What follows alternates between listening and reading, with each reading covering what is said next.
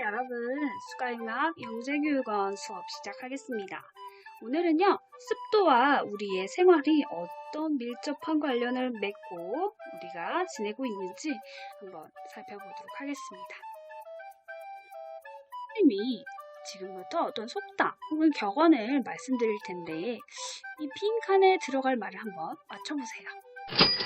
이것 위에 기름, 그러니까 잘 섞이지 않는다는 얘기예요. 어떤 A라는 사람과 B라는 사람은 섞이지 않고 이상하게 대화가 겉돌아 라고 할 때 주로 사용하는 말이고요. 이것은 항상 낮은 곳으로 흐른다, 순리대로 간다 라는 뜻을 가진 말입니다. 또 이것은 건너보아야 알고 사람은 지내보아야 한다. 이렇게 사람을 경험해 보기 전에는 아무것도 모른다. 그런 뜻을 가지고 있습니다. 이것 셀 틈 없다. 이것은 어디든 깊숙이 구석구석 스며들 수가 있는 성질을 가지고 있는데 이것조차 셀 틈이 없다 하면 굉장히 꼼꼼하게 잘 처리가 되었다는 걸 말해요. 자, 이 네모에 들어갈 적절한 말 무엇일까요? 맞습니다. 이것은 물입니다. 우리 몸의 70% 이상을 차지하고 있는 이 소중한 물은요, 우리 생활에도 없어서는 안 되는 아주 소중한 물질입니다. 당장 여러분이 물을 마실 수 없다면 어떤 일이 일어날까요?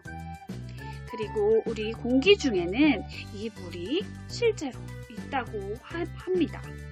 자, 그럼 공기 중에 있는 물을 우리는 무엇이라고 할까요? 이것을 우리는 습도라고 합니다. 공기 중에 있는 물, 이것을 나타내는 척도를 습도라고 하는데요. 여러분, 공기 중에 물이 많아서 불편했던 경험이 있나요? 맞아요. 공기 중에 내 눈에 보일 정도로 많은 비가 내리는 경우, 안개가 뿌옇게 낀 경우, 안개가 끼면 혹은 비가 오면 우리 부모님께서 운전을 하시기에도 아주 힘든 상황이 되죠. 그것뿐인가요? 내가 기대하고 고대하던 현장 체험학습 날 아침에 비가 와버려요. 혹은 캠핑 가기로 약속한 날 비가 후두둑 내리기 시작했어요. 얼마나 속상하겠어요. 그렇죠? 자, 또 여러분이 한번 일상생활에서 높은 습도로 불편했던 경험이 있다면 한번 얘기해 보세요. 다들 얘기하셨나요? 첫 번째 활동으로 사고 실험을 시작해 보도록 할게요. 선생님이 질문을 할게요. 물은 여행을 한다고 해요. 물이 공기 중에도 있다고 했는데 우리는 공기 중에 있는 물이 잘 보이지 않지요. 비가 오거나 안개가 있을 때 빼고는 잘 눈에 보일 수가 없어요. 그럼 이 물은 어디서부터 어디까지 여행을 하게 될까요? 보여주는 이 동영상을 보면서 물이 어떻게 여행을 했는지 물방울 형제 물방울 친구들의 여행 잘 지켜보셨나요? 선생님하고 같이 한번 다시 살펴볼게요. 여기 물방울 친구들 첫째, 둘째, 그리고 셋째가 물방울 바닷속에 있었어요. 근데 이 바다에 있던 물방울들이 뭘 받아서 올라갔었나요? 네, 맨 처음엔 누가 이 물을 퍼서 마시다가 이렇게 해서 위로 올라갔어요. 근데 물이 땅으로 툭 떨어졌어요. 땅속으로 스며들어가서 지하수가 되기도 하고, 아니면 이 땅 위에 있던 물들이 햇볕을 받아요. 여기 태양이 있죠? 이 태양이 뜨겁게 내리쬐면, 몸이 가벼워지면서 공기 중으로 막 올라가요. 이것을 우리는 수증기라고 하죠. 이 수증기는 식물의 잎에서도 나옵니다. 이 수증기들은 하늘로 올라가서 서로 모였어요. 그래서 둘째 오빠와 막내 물방울이 함께 모여서 큰 물방울이 되었죠. 이 과정을 우리 뭐라고 하냐? 응결이라고 해요. 이 응결된 물방울들은 아주 추운 지역에서는 눈이 되고요. 이렇게 춥지 않은 지역에서는 그냥 비가 되어서 다시 땅으로 내려와요. 그래서 땅으로 내려왔기 때문에 큰 누나 물방울을 만날 수가 있었던 거죠. 이렇게 물방울들이 모여서 빗방울이 되어서 땅으로 떨어져서 강으로 흘러가기도 하고, 강에서 모인 물방울들이 모여서 바다를 만들기도 하고, 또 바다를 만들기 전에 땅속으로 스며들어가 지하수가 되기도 하고, 이 지하수들은 다시 뿌리가 있는 나무에 의해 흡수되어서 잎으로 올라가 수증기가 되기도 하지요. 이렇게 물은 무엇을 하느냐? 순환을 해요. 그런데 우리는 공기 중에 있는 이 수증기의 영향을 많이 받게 됩니다. 그리고 우리가 이렇게 물을 사용하다 보면 이 물의 순환에 의해서 오염이 일어나기도 합니다. 다시 한번 물의 순환 과정을 선생님과 살펴보도록 할게요. 자, 이렇게 비나 눈, 우박이 하늘에서 내린 거 먼저 보도록 하겠습니다. 이렇게 우두둑 아주 추운 지역에서는 눈이 되어서 내리겠죠? 춥지 않은 지역에서는 비가 되기도 하고 우박이 내리는 곳도 있어요. 이 물들이 어디로 흡수된다고요? 땅, 뿌리에 의해 흡수되기도 하고 지하수가 되기도 하고 바다나 강으로 이렇게 흘러가기도 하죠. 이렇게 흡수된 물은 저장이 되고 다시 햇볕이 강한 태양광에 의해서 증발됩니다. 무엇이라고요? 증발. 다시 하늘로 수증기가 되어서 올라가게 됩니다. 이 올라간 수증기는 그냥 있는 게 아니라요. 응결이라는 과정을 거쳐서 단단하게 뭉치게 됩니다. 이때 온도는 물론 지표면보다 더 낮기 때문에 쉽게 물이 데이죠. 그 다음 구름이 되어 다시 비나 눈, 우박을 만드는 순환이 이루어지는 겁니다. 여러분 아시겠죠? 이 습도는 우리 생활에 과연 어떤 영향을 미치게 될까요? 습도가 높으면 어떻게 될까요? 또 습도가 반대로 낮으면 우리 생활에는 어떤 영향이 있을까요?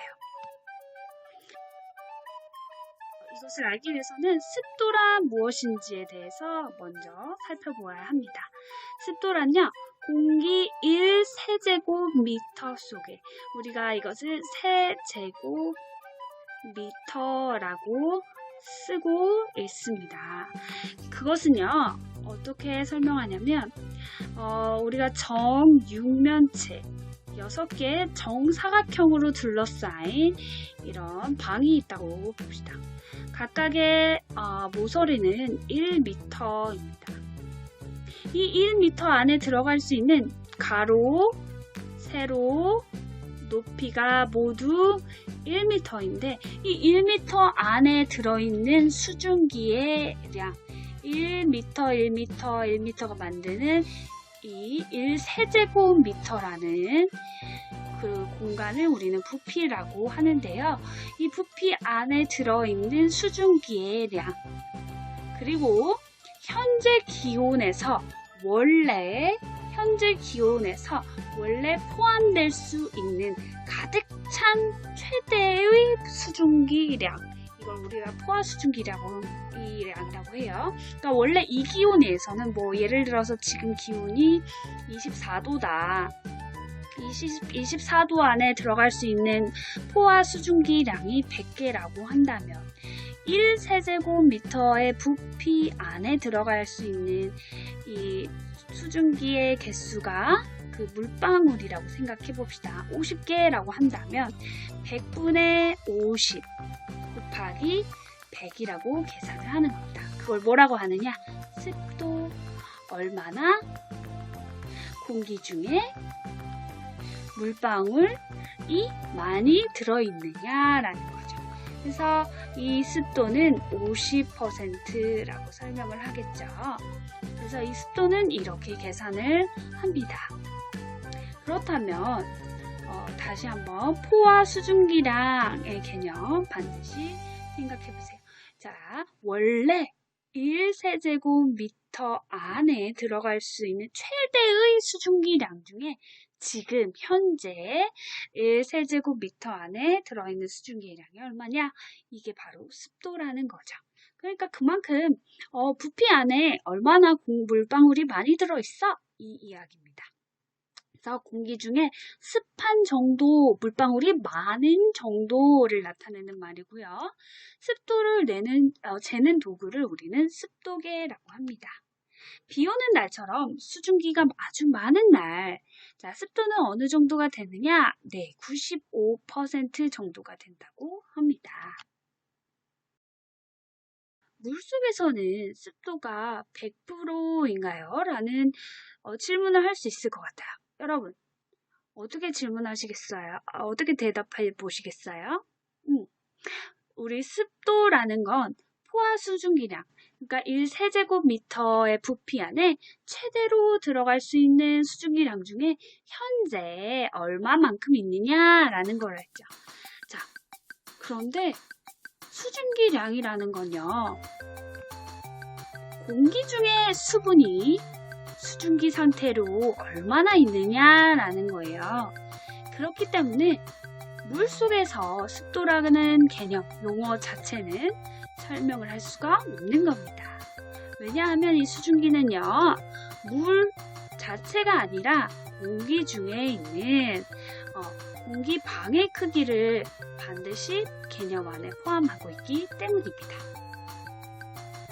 선생님, 습도가 우리 생활에서 높으면 어떤 일이 일어나는데요? 저 습도의 개념은 알겠는데 우리 생활하고 무슨 연관이 있는데요? 라는 질문을 할 수 있을 것 같아요. 자, 선생님이 좋아하는 식빵이 공기 중에 아주 눅눅한 장마철에 부엌에 설거지하는 곳 옆에 놔뒀더니 이렇게 무엇이 생겼어요? 곰팡이가 생겼어요. 그리고요, 우리 습도가 너무 높게 되면 끈적끈적한 느낌이 들지요? 땀이 많이 나게 돼요. 자, 이 습도는요, 우리 몸의 온도를 조절하는 그런 역할을 이제 땀이 하게 되는데, 체온을 유지하기 위해서. 그런데 이제 찜질방에 가면 실내 공기의 습도가 낮을 경우에 땀이 나서 우리 몸의 체온을 조절할 수 있어요. 근데 너무 습도가 높아버리면 땀이 증발을 하지 못해요. 그래서 심한 화상을 입게 될 수가 있습니다. 그리고 이제 진먼지 진드기, 곰팡이, 그리고 호흡기 질환 이런 것들이 심해진다고 합니다. 그리고 습도가 높으면 노인 같은 경우는 류마티스 관절염이라는 병이 있어요. 이 병이 더 심해진다고 하고요.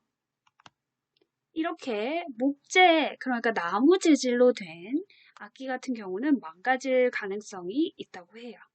그리고 양초도 늦게 타게 됩니다. 공기 중에 있는 물방울이 많기 때문에요. 또 우리가 비가 왔을 때 현장 체험학습을 못 갔던 것처럼 관광산업에도 비가 많이 오는 날 피해가 가기도 하겠죠. 그리고 습도가 90%가 넘으면요, 스피커를 틀었을 때 소리의 크기라든지 아니면 음질에 왜곡이 생길 수도 있습니다. 습도가 낮으면 어떤 일이 일어날까요? 네, 천식이나 호흡기 질환 중에서도 건조하면 생기는 그런 것들이 있죠? 건조하면 이제 기침이 많이 난다든지 아니면 코에 콧물이 많이 난다든지 이런 질환들이 생길 수가 있습니다. 또 우리 진짜 너무나 마음 아픈 사건, 강원도 산불이라든지 호주의 큰 산불처럼 바삭바삭 나무들이 아주 갈라지고 또 가뭄이 오기 때문에 숲에 있는 산불이, 산에도 산불이 쉽게 나타날 수 있습니다. 그리고 또 안구 건조증, 눈에 있는 눈물이 잘 나오지 않거나 눈이 쉽게 마르고 뻑뻑해지는 증상, 안구 건조증이 생길 수도 있고요. 그다음에 이런 코로나 바이러스와 같은 바이러스들이 우리 몸에 더 쉽게 침투할 수 있는 가능성이 있다고도 합니다. 그렇다면 우리 이번에는요, 습도를 어떻게 잴지 살펴보도록 할게요. 온도계 혹은 습도계가 같이 있는 이런 다양한 온습도계가 우리 생활에는 있는데요. 왼쪽부터 보시면 이렇게 약간 시계 모양으로 시계 바늘이 있고, 이 시계 바늘이 가리키는 온도, 그리고 퍼센테이지라는 단위가 붙어있는 여기는 습도계죠. 습도계, 그리고 온도계가 거의 같이 있는 경우가 많아요. 그리고 여기에서도 온도계, 습도계가 같이 있고요. 이번에는 온도계와 습도계가 같이 있는 전자 온습도계도 있습니다. 그런데 여러분, 건전지가 없다면 우리는 어떻게 온습도계를 알 수가 있을까요? 건전지가 없이도 잴 수 있는 건습고 온도계에 대해서 알아보도록 하겠습니다. 여기 보시면 자, 현재 온도라고 되어 있습니다. 자, 20도씨 영하, 0점을 이하로 해서 영하 20도부터 영상 50도까지 나타나는 일반적인 온도를 알려주는 온도계를 바로 건구라고 하고요. 이 건구는 여기 밑에 빨간 부분이 공기 중에 노출이 되어 있음을 알 수 있습니다. 그리고 그 옆에는요, 선생님 신기하게 온도계가 두 개네요. 네, 이건 습구 온도계라고 합니다. 이 습구 온도계는요, 헝겊을 감아서 자세히 보시면 여기 밑에 부분에요, 헝겊이 이렇게 천이 달려 있습니다. 그리고 이 건습고 온도 습도계를 확인하시려면 여기에 이렇게 물을 반드시 채워야 합니다. 그 이유는 선생님이 설명을 해드리겠습니다. 그렇게 해서 물에 잠긴 헝겊을 둘러싸요. 어떤 부분을요? 여기 온도계의 밑에 부분. 똑같은 온도계예요. 왼쪽과 오른쪽은. 그런데 뭐가 다르냐? 헝겊을 물에 적셔서 감쌌냐 안 감쌌냐, 그 두 개가 다릅니다. 그러면 이 두 개의 차이를 가지고 우리는 어떻게 습도를 잴 수 있는 걸까요? 습도계가 따로 없는데 두 개의 온도계 습도를 알 수 있냐고요? 자, 우리가 건구의 온도와 습구의 온도를 각각 잽니다. 자, 건구의 온도는 35도고요. 습구의 온도는 30도입니다. 온도차가 몇 도인가요? 5도입니다. 선생님 똑같은 지금 온도계인데 생긴 것도 같아요. 근데 뭐가 다르냐? 이렇게 헝겊을 물에 적셔서 이 아랫부분을 감쌌다는 것밖에 다르지 않아요. 자, 왜 다를까요? 우리가 코로나 때문에 손을 엄청 자주 씻죠, 여러분도. 이 손등에 있던 물을 생각해 봅시다. 항상 손을 씻고 이렇게 물을 묻혀서 공기 중에 이렇게 손을 흔들게 되면, 자, 여기가 손이 조금 더 차가워짐을 알 수 있어요. 그만큼 온도는, 내 손에 있던 온도는 떨어지는 거죠. 왜 그럴까? 액체 상태에 있던 물이 공기 중으로 날아가면서, 수증기가 가면서 내 손에 있던 열 에너지를 내 손에 있던 것을 빼앗아가기 때문이에요. 그렇기 때문에 온도는 당연히 떨어지게 되는 거죠. 그래서 습구의 온도가 건구의 온도보다 당연히 온도차는 작을 수밖에 없습니다. 자, 그렇다면 이 온도의 차이가 크면 클수록 공기 중에는 물방울이 작았을까요? 컸을까요? 다시 말해, 공기 중의 습도가 높을 때 온도차가 커질까요? 아니면 공기 중의 습도가 낮을 때 온도차가 커질까요? 자, 때문에 우리는 두 개만 온도계가 있으면 하나는 물에 담그고 하나는 그냥 온도계를 둠으로써 각각의 온도, 그리고 그것이 나타내는 온도차를 이용해서 습도를 파악할 수가 있어요. 만약에 이 두 개의 온도차가 10도나 났다. 그럼 그만큼 이 습구의 온도계가 열을 많이 뺐겠다는 거잖아요. 그것은 공기 중에 물이 많다는 거예요? 적다는 거예요? 공기 중에 물이 없었기 때문에, 건조했기 때문에 물을 뺏겼다는 거예요. 물을 더 쉽게 많이 뺏겼다는 거예요. 그래서 습도는 건조하기 때문에 하나도 온도차가 나지 않는 100%보다는 적은 습도 50%를 나타내겠죠. 그렇게 우리는 두 개의 온도계를 가지고 습도를 계산할 수가 있습니다. 이건 아까 선생님이 습도계를 보여드렸듯이 건구 그리고 습구 사이에 있는 표가 제시되어 있기 때문에 여러분이 쉽게 측정할 수가 있어요. 자, 그러면 아까 습구 온도가 몇 도였는지 기억하는 친구? 네, 30도였죠.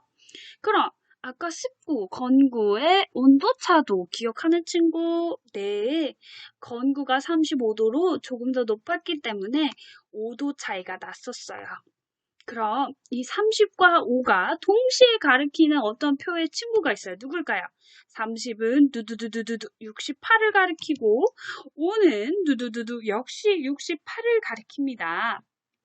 이렇게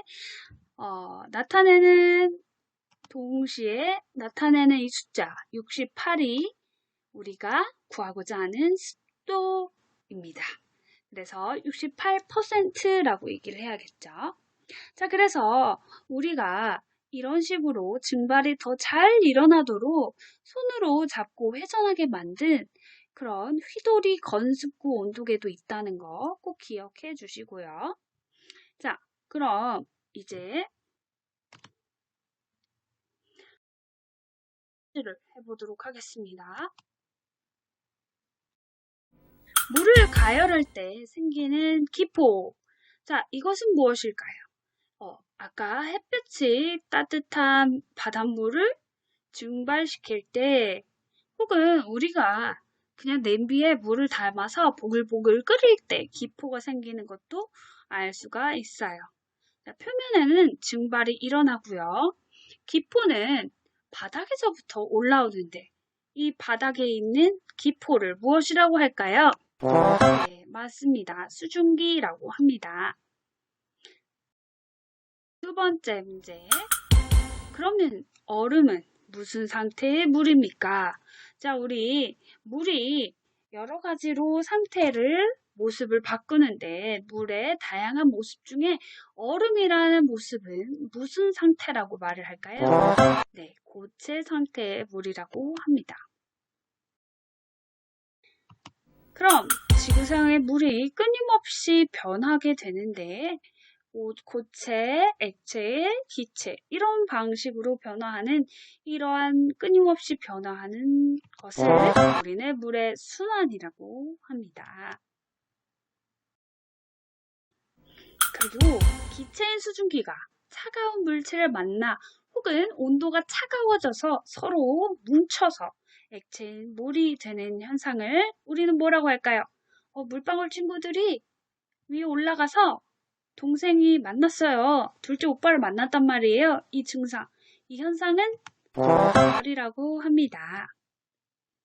자, 우리 지구상에는 물이 부족한 아주 많은 국가들이 있어요. 여러분, 공기 중에 물을 이용해서 이런 국가들에게 도움이 될 수 있는 방법이 하나 있다고 해요. 그래서 지금까지 우리 생활에 어떻게 습도가 이용되고 있는지, 그리고 습도의 개념은 무엇인지, 습도를 우리 생활에 어떻게 하면 잘 이용해서 또 아프리카에 물이 귀한 그런 상황에서 도움이 될 수 있을지도 생각해 보았어요.